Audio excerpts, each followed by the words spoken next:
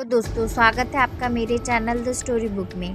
आज की कहानी शुरू करूं इससे पहले मेरी आपसे गुजारिश है कि अगर आपको मेरी कहानी पसंद आती है तो कहानी को लाइक कीजिए, शेयर कीजिए और हाँ, बेल आइकन दबाना ना भूलें। तो आज की कहानी है दुनिया के सबसे छोटे सीरियल किलर की कहानी, जिसकी उम्र मात्र 8 साल की है और इसने अपना पहला कत्ल किया तब वो 7 साल का था।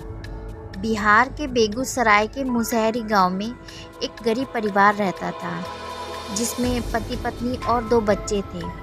बेटी 6 महीने की और बेटा 7 साल का था, जिसका नाम अमरजीत था।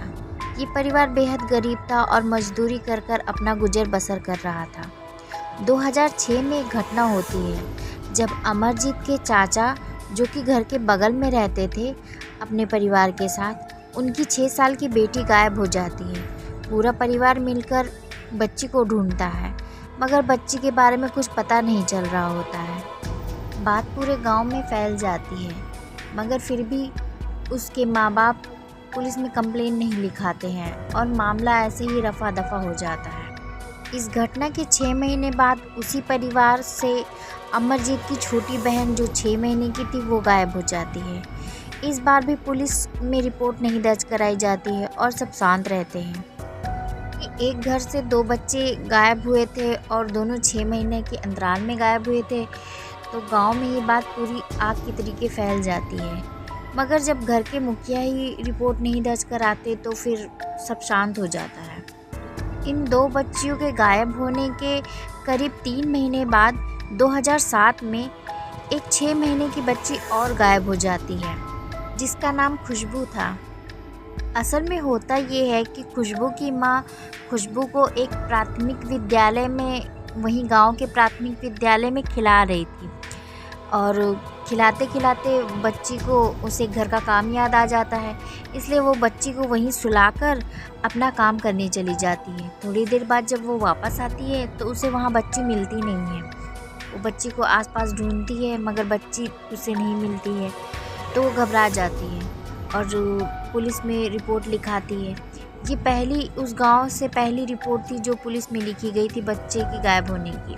पुलिस जब पूछताछ करने के लिए आती है तो बच्ची की मां छुनछुन देवी ने बताया कि वो अपने 6 महीने की बच्ची खुशबू को पास के प्राइमरी स्कूल में खिला रही थी। उसे कुछ काम याद आया और वो थोड़ी देर के लिए घर गई थी। वापस आने पर उसने खुशबू को तलाश किया, मगर वो खुशबू उसको कहीं नहीं मिली।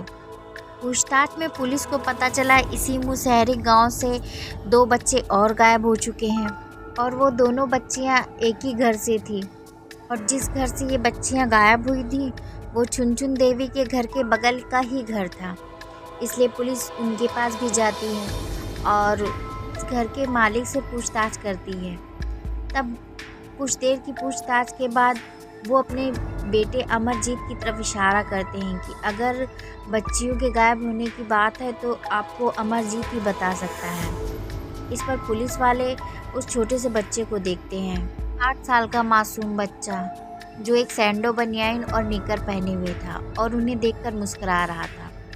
पुलिस वाले अमरजीत को अपने पास बुलाते हैं और पूछते हैं, बेटा, क्या आपने खुशबू को कहीं देखा है? इस पर बच्चा मुस्कुराने लगता है।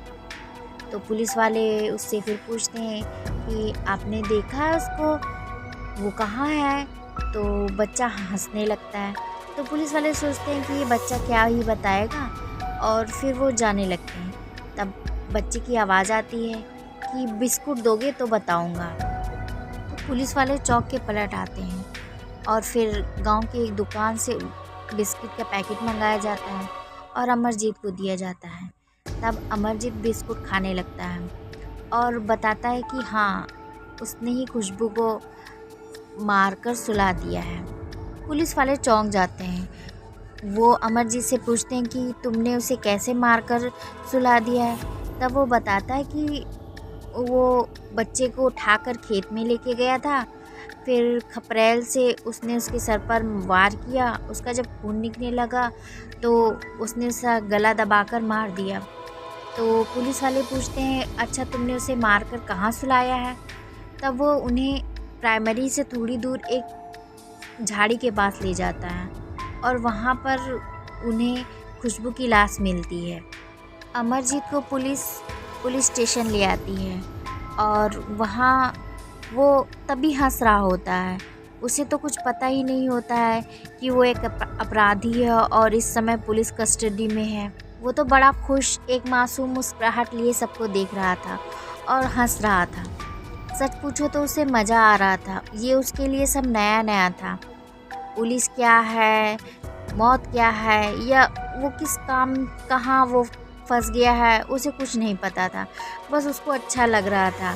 पुलिस वैन में बैठ के आया था, मतलब उसको ऐसा लग रहा था कि वाह क्या ज़िंदगी है।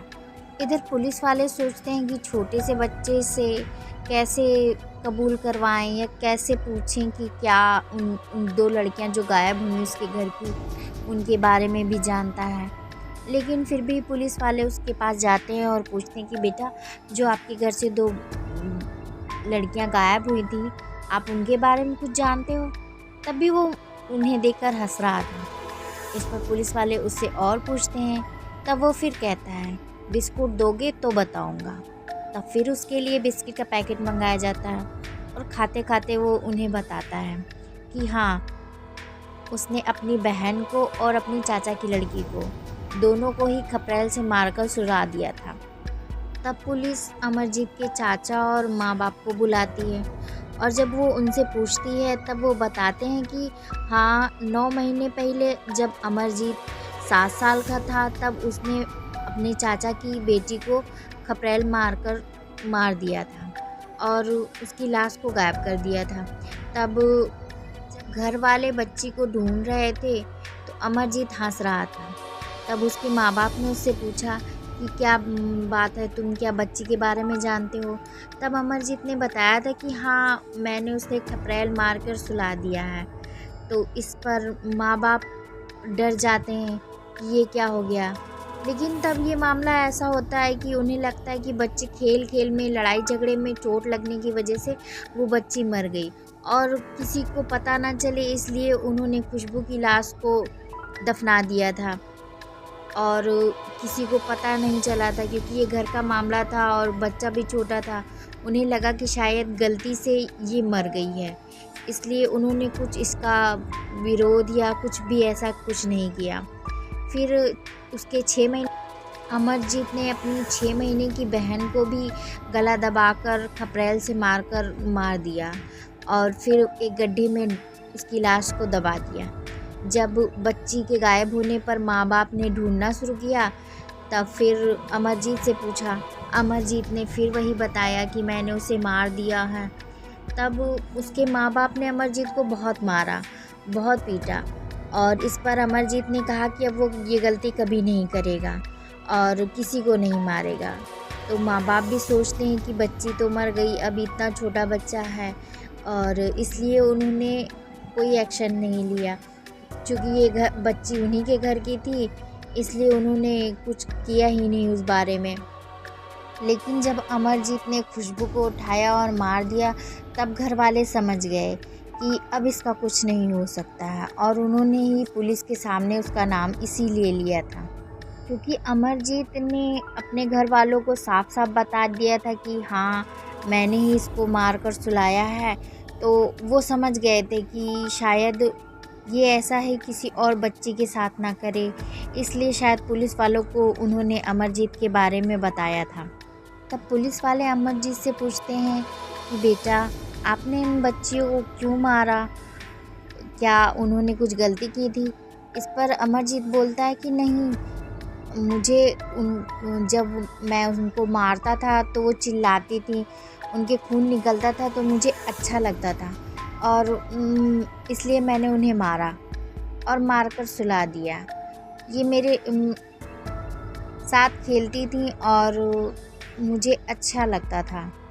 पुलिस को लगा कि अमरजीत को कोई दिमागी प्रॉब्लम है और ये उसकी जांच भी करवाती हैं और उसे साइकेट्रिस्ट के पास भी ले जाया जाता है। तब उन्हें पता चलता है कि अमरजीत को कंडक्ट डिसऑर्डर नाम की बीमारी है और इसकी वजह से उसे किसी को दर्द में देखकर, तड़पता देखकर उसे मज़ा आता था। महज 8 साल की उम्र होने की वजह से उसे बाल सुधार गृह में रखा गया। मगर यहाँ भी उसे 3 साल तक ही रखा जा सकता था। तो इसलिए कोर्ट के आदेश के अनुसार उसे यहीं पे रखा जाना था और बालिग होने तक उसे यहीं पे रखा जाना था। उसे डॉक्टर की देख-रेख में रखा जाना था। चूँकि अमरजीत की उम्र महज 8 साल की थी, इसलिए उसकी कोई पहचान उजागर नहीं की जा सकती थी और इसके बाद अमरजीत का कुछ पता नहीं है या उसके बारे में सारी जानकारी गुप्त रखी गई थी। साल 1998 में अमरजीत का जन्म हुआ था, तो इस हिसाब से उसे अब तक रिहाई मिल गई होगी और वो कहीं अपनी ज़िंदगी जी रहा होगा। तो कैसी लगी आपको मेरी ये कहानी? कहानी पसंद आए तो लाइक ज़रूर कीजिएगा। Thank you.